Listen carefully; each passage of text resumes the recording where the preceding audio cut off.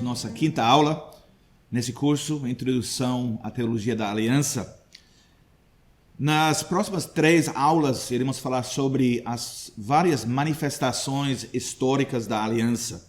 Na última aula, nós falamos um pouco sobre algumas das controvérsias na doutrina da aliança, controvérsias sobre a aliança de obras, as distinções entre a aliança de redenção e a aliança de graça, e também a diferença entre a antiga aliança e a nova aliança. Mas nessas aulas, iremos falar historicamente, vamos proceder ao longo da história, começando no início com a aliança da criação.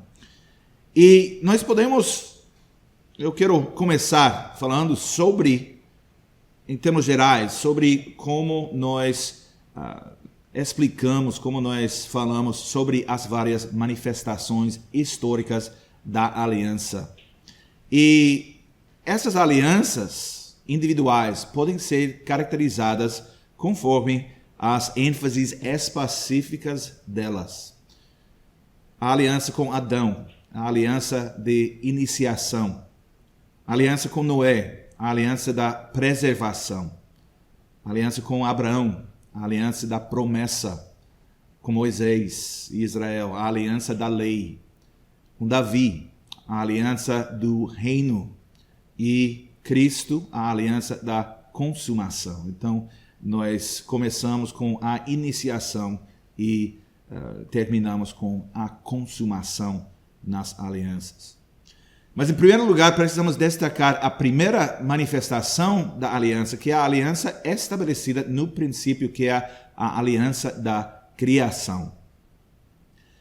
O vínculo original entre Deus e o ser humano pode ser chamado de aliança da criação.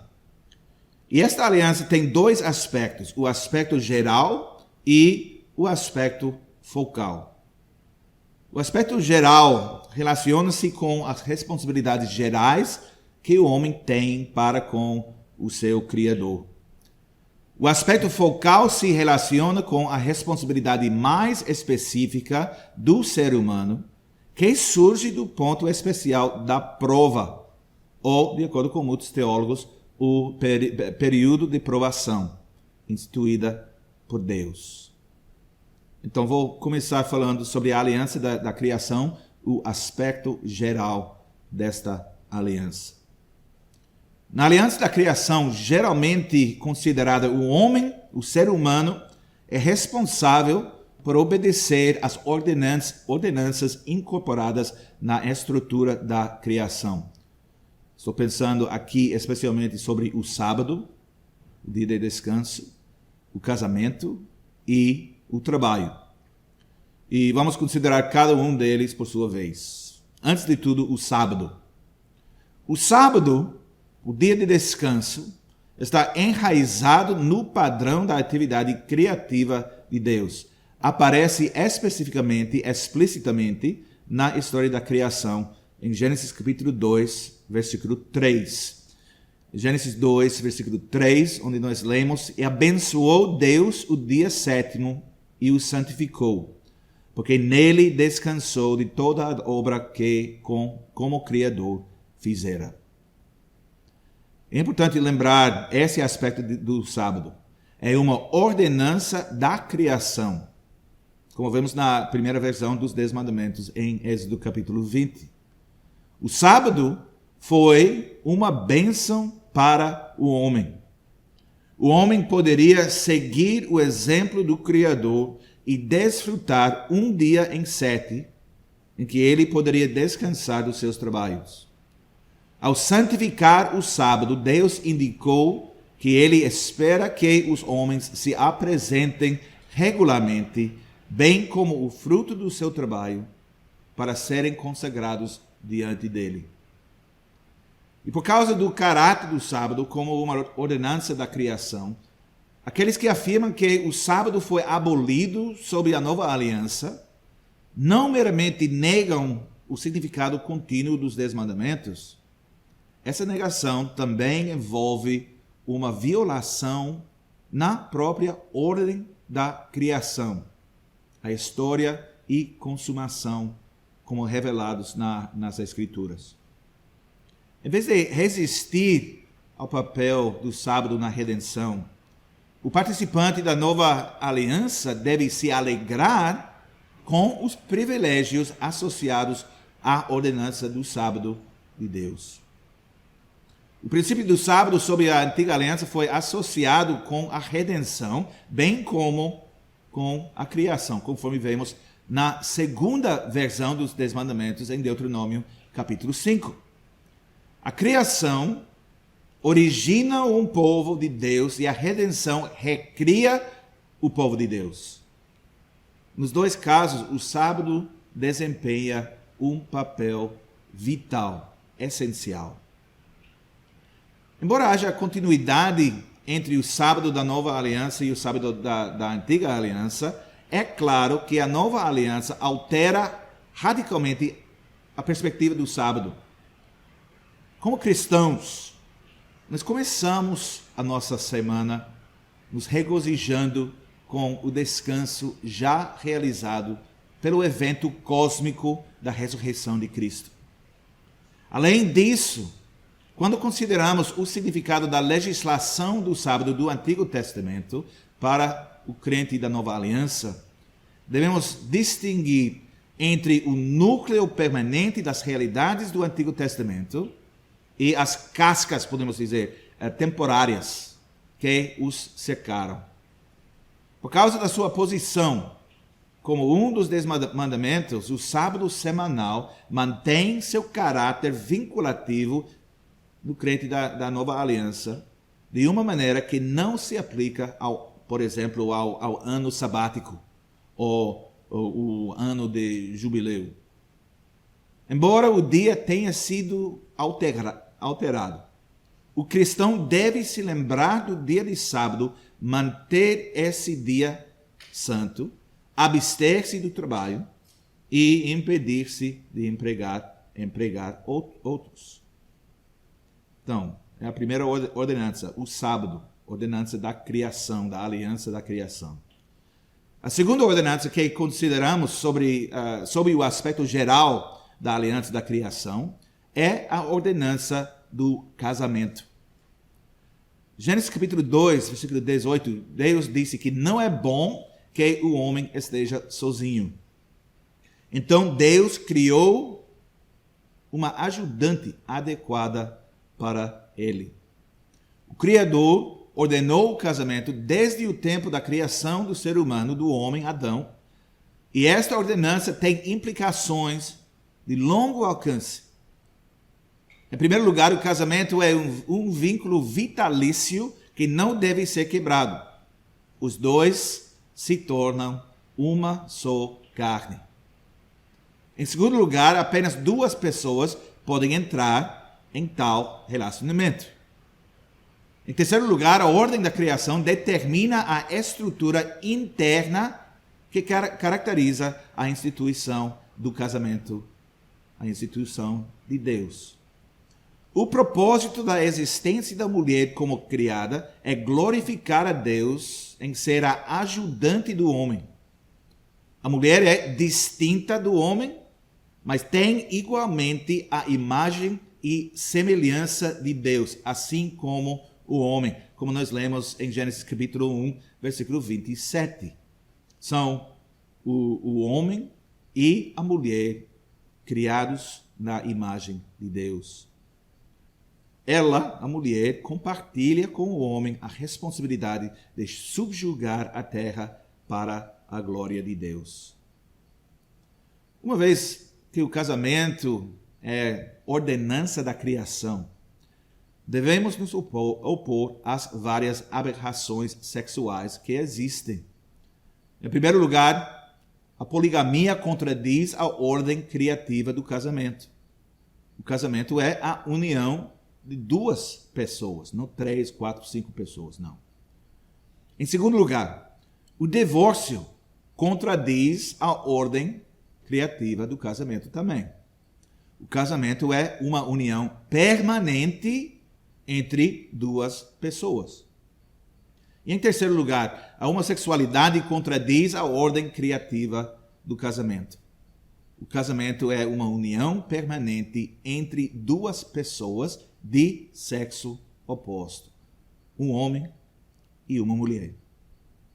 A propagação da raça humana através da instituição do casamento mostra que o casamento é um dos principais meios pelo qual os propósitos de Deus na redenção encontram a realização. Por isso, o casamento pode ser considerado como uma dimensão muito significativa na ordem da criação de Deus. Esta ordenança continua a ter um significado vinculativo para a humanidade. Então, nós ouvimos sobre o sábado e o casamento. A terceira ordenança da criação, incluída no aspecto mais amplo da aliança da criação, é a ordenança do trabalho. Quando pensamos na ordem para descansar associada ao sábado semanal, somos levados a considerar o trabalho que faz esse descanso significativo. Um dia de descanso em 7 implica claramente 6 dias de trabalho. A vocação do homem era trabalhar. O trabalho em si não faz parte da maldição sobre o homem e sobre a criação. Foi uma atividade abençoada dada ao homem como um bem positivo antes da queda no pecado. Como imagem de Deus, o homem, o ser humano, tem a responsabilidade exclusiva de subjugar a terra e dominar todas as criaturas vivas. Nós lemos em Gênesis capítulo 1, 27 e 28. Gênesis 1, 27 e 28. Criou Deus, pois, o homem à sua imagem. A imagem de Deus o criou. Homem e mulher os criou. E Deus os abençoou e lhes disse: sede fecundos, multiplicai-vos, enchei a terra e sujeitai-a. Dominai sobre os peixes do mar, sobre as aves dos céus e sobre todo animal que rasteja pela terra. Mas o que é? Precisamos pensar nisso também. O que é essa subjugação? Essa subjugação envolve trazer todo o potencial que existe dentro da criação, que pode oferecer glória ao Criador, desenvolver a criação e tornar a criação ainda mais gloriosa. É o trabalho, a responsabilidade, o papel do ser humano. Mais especificamente, Deus ordenou ao homem cultivar e manter o jardim. Gênesis capítulo 2, versículo 15. Tomou, pois, o Senhor Deus ao homem e o colocou no jardim do Éden para o cultivar e o guardar. Em vez de ser um aspecto legal da antiga aliança, o trabalho pertence integralmente ao papel do homem feito à imagem de Deus. Esta ordenança da criação junta-se ao sábado e ao casamento para fornecer uma estrutura significativa à existência do homem, de acordo com as disposições gerais da aliança da criação. Então, nós temos o aspecto geral da aliança da criação, que inclui o casamento, o trabalho e também o sábado. Agora vamos falar sobre o aspecto focal da aliança da criação, que nós encontramos em Gênesis capítulo 2, versículos 16 e 17. É a ordem específica dada ao homem, além dos 3 aspectos gerais da aliança da criação. Gênesis 2, 16 e 17, onde nós lemos: E o Senhor Deus lhe deu esta ordem: de toda árvore do jardim comerás livremente, mas da árvore do conhecimento do bem e do mal não comerás, porque no dia em que dela comeres, certamente morrerás. O homem não devia comer da árvore do conhecimento do bem e do mal. Essa não era uma estipulação arbitrária, sem relação com a vida total do homem. Em vez disso, essa proibição deve ser entendida como o ponto focal da prova do homem, a provação, mas em unidade com os outros aspectos desta aliança. Em todas as fases da aliança, é a vida total do participante na aliança divina que é ordenada através do vínculo da aliança. O fundamentalismo, entre aspas, fundamentalismo, concebe o significado do cristianismo em termos da salvação da alma. Esse encolhimento do cristianismo teve um impacto enorme na igreja evangélica. Podemos ver isso claramente em nosso país, pela fraqueza do impacto que a igreja evangélica tem na sociedade brasileira como um todo. Nessa maneira de pensar, a religião cristã tem a ver com a salvação das almas e nada mais. O físico é ignorado enquanto o espiritual é enfatizado. Mas por que estou falando sobre isso? É porque devemos lembrar o aspecto geral e o aspecto focal da aliança da criação. Que nos lembra que o homem redimido tem a responsabilidade de aplicar as implicações da sua salvação no mundo da economia, da política, dos negócios e da cultura em geral. O homem, o ser humano, não simplesmente realiza as suas obrigações por não comer da árvore. Ele também tem exigências maiores na sua vida. No entanto, a resposta à proibição particular relativa à árvore foi crucialmente determinante. Como representante de Deus, tudo era seu, com uma exceção. A exceção desta única árvore no meio do jardim, que era um lembrete simbólico de que o homem não é Deus. O homem não deveria confundir sua bênção generosa com o estado do Criador. Ele deveria se lembrar de que Deus é o Criador, mas ele é uma criatura. Havia uma série de requisitos sobre a aliança da criação. Mas a prova da árvore forneceu um ponto focal no qual a submissão do homem ao Criador poderia ser examinada. Aqui, o propósito da prova tem a ver com a vontade do homem de escolher a obediência somente por causa da obediência. Nós ganhamos uma visão desse ponto crucial na prova do homem a partir da experiência paralela do povo de Deus sob a aliança da graça. Israel, a sombra profética do segundo Adão, passou por provas de comer, tendo a ver com a comida durante o tempo no deserto, com o propósito de ensinar ao homem que ele não vive de pão somente, mas de cada palavra que procede da boca de Deus. Deuteronômio capítulo 8, versículo 3. Da mesma forma, Cristo, o segundo Adão, foi tentado no deserto no início do seu ministério, depois de experimentar o mesmo tipo de privação física. Mateus capítulo 4. Cristo superou essa tentação, reafirmando o princípio de Deuteronômio capítulo 8, versículo 3. Então, a obediência radical fornece a chave para a bênção sob a aliança da criação. Se o homem obedecer a palavra de Deus apenas por causa da obediência, não para ganhar nada, ele experimentará as bênçãos consumadas da aliança. A vida eterna deve ser sua. No Getsemane, nós vemos Cristo, o segundo Adão, lidando verdadeiramente com essa exigência da obediência radical. Nós encontramos essa história no Evangelho de Mateus, capítulo 26, e no Evangelho de João, capítulo 18.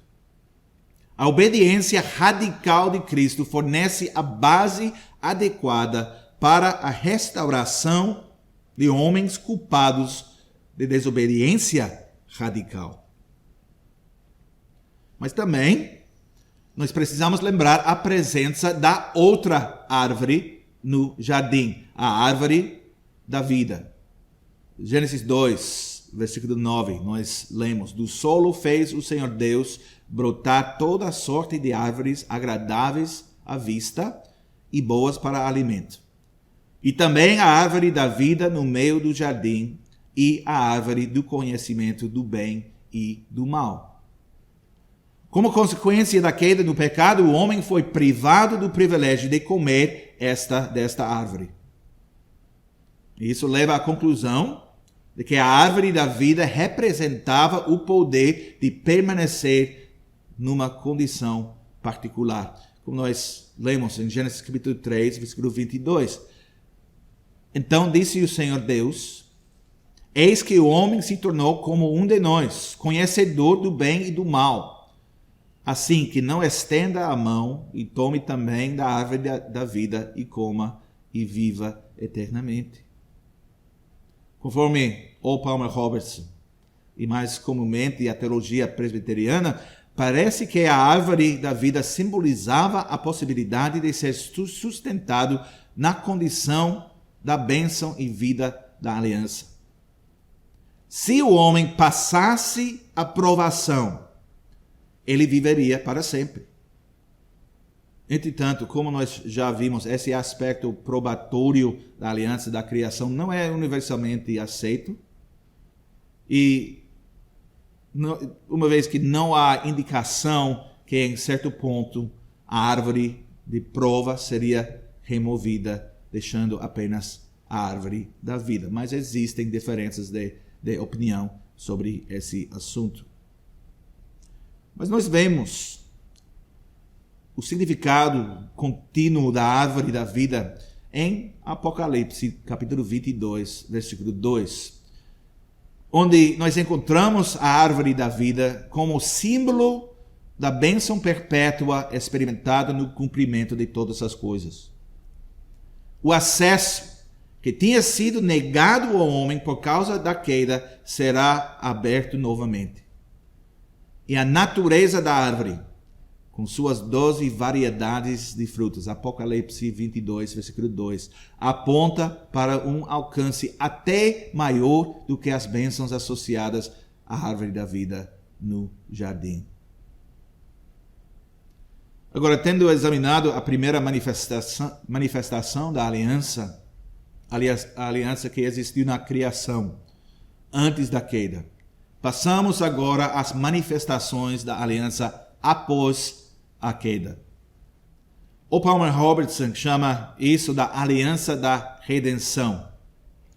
Mas essa terminologia é confusa, uma vez que geralmente é usada para falar da relação da aliança entre os membros da Trindade, as pessoas do Deus triuno. Então, usaremos nesse curso para esclarecer as coisas, para evitar confusão, o termo aliança da graça. A aliança da graça foi estabelecida imediatamente após a falha do homem sob a aliança da criação. Deus se ligou ao homem pela ordem especial da criação. O homem quebrou essa relação, ele comeu do fruto proibido, mas a relação de Deus com a sua criatura humana não acabou com o pecado do homem. Em meio ao julgamento, a esperança de restauração aparece. Deus se liga agora para redimir um povo para si mesmo. As palavras que pronunciam a maldição da aliança da criação também inauguram a aliança da graça. Então falamos sobre a aliança da iniciação com Adão. Nesta aliança, feita imediatamente após a queda, 3 mensagens são dadas por Deus. A primeira mensagem a Satanás, Gênesis capítulo 3, versículos 14 e 15. A segunda mensagem para a mulher, Gênesis 3, versículo 16. E a última palavra destinada ao homem. Gênesis capítulo 3, versículos 17 a 19. Em primeiro lugar, a palavra Satanás. Gênesis 3, 14 e 15. Onde nós lemos na palavra de Deus: Então o Senhor Deus disse à serpente: Visto que isso fizeste, maldita és entre todos os animais domésticos e o és entre todos os animais selváticos. Rastejarás sobre o teu ventre e comerás pó todos os dias da tua vida. Porém, inimizade entre ti e a mulher, entre a tua descendência e o seu descendente. Este te ferirá a cabeça e tu lhe ferirás o calcanhar.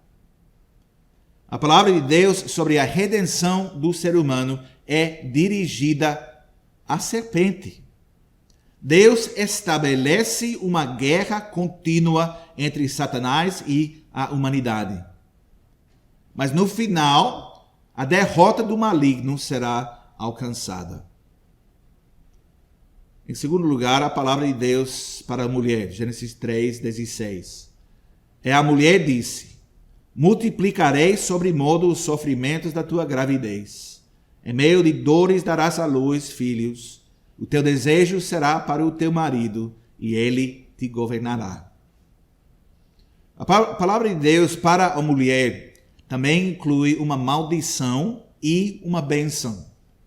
Haverá a bênção de crianças, a participação no plano redentor de Deus, mas haverá também dor no parto e haverá a maldição do desequilíbrio conjugal. Como a mulher tenta continuamente possuir seu marido, ele responderá com dominação excessiva.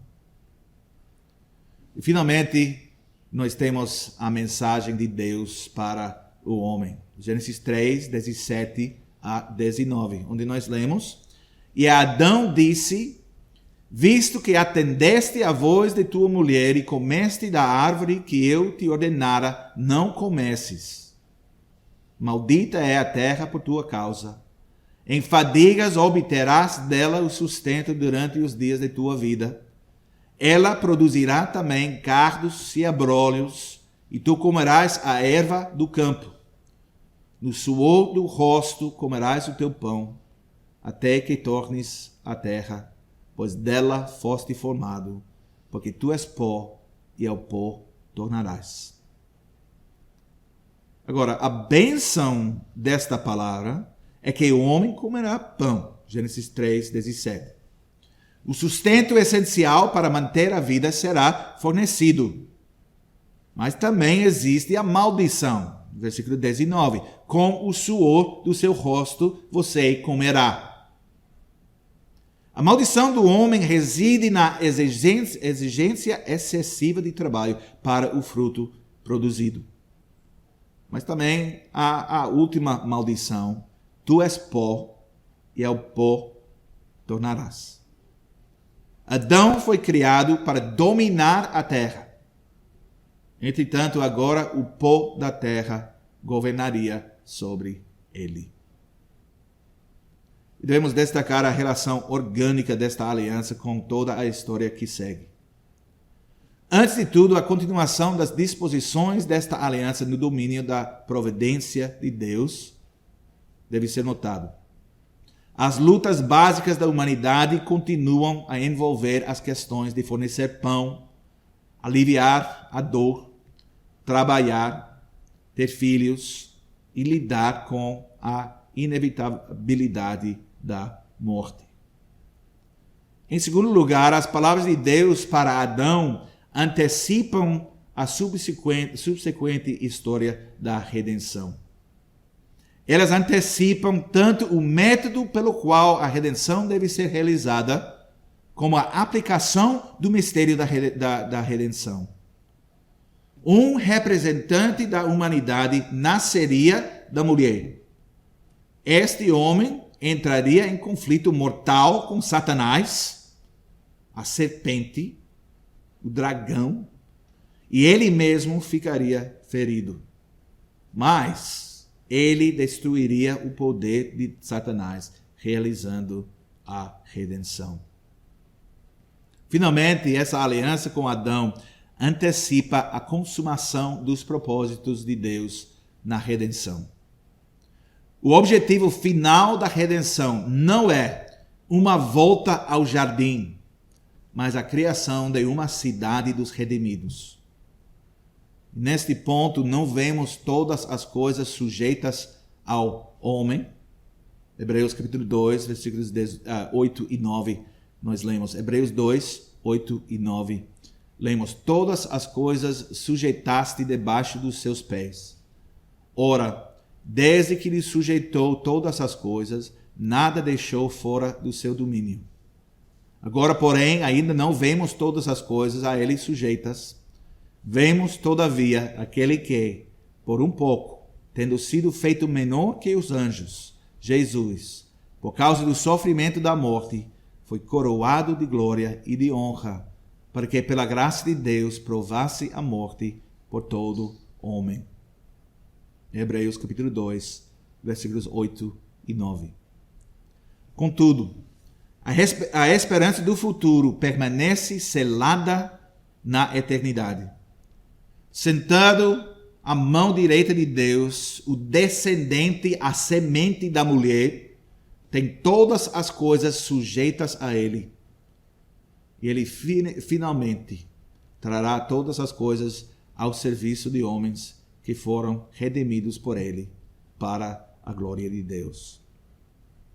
Então, essa é a primeira aula falando sobre as manifestações históricas da aliança. Na nossa próxima aula, na sexta aula, iremos falar sobre a segunda parte das manifestações históricas da aliança. Vamos falar sobre as alianças com Noé e com Abraão. Até a próxima aula.